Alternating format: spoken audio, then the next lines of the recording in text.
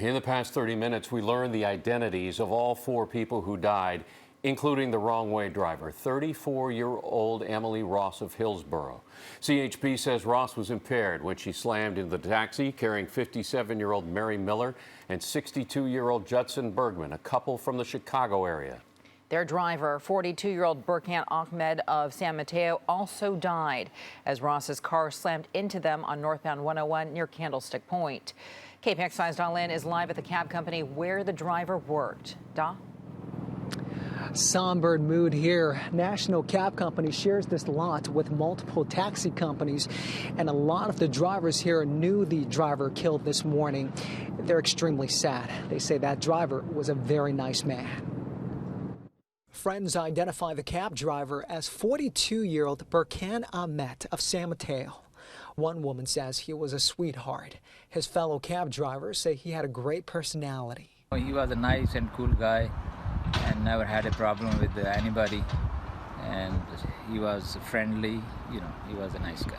Co-workers say Ahmed worked the San Francisco airport route. Right before the crash, he had picked up 2 visitors from Chicago at the airport and was driving on northbound 101 to San Francisco.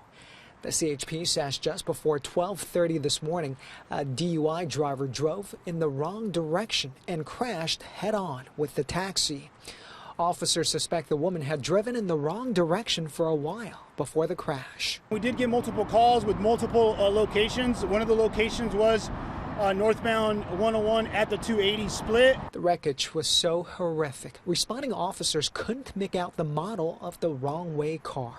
I've got a taxi cab, another silver vehicle. I can't even tell what it is. Officers say it turned out to be a VW driven by a 34-year-old Hillsborough woman named Emily Ross. All 4 people died at the scene. Friends of the cab driver say there was nothing he could have done to avoid this accident. He was really such a dedicated driver. We lost him. I'm very sorry for.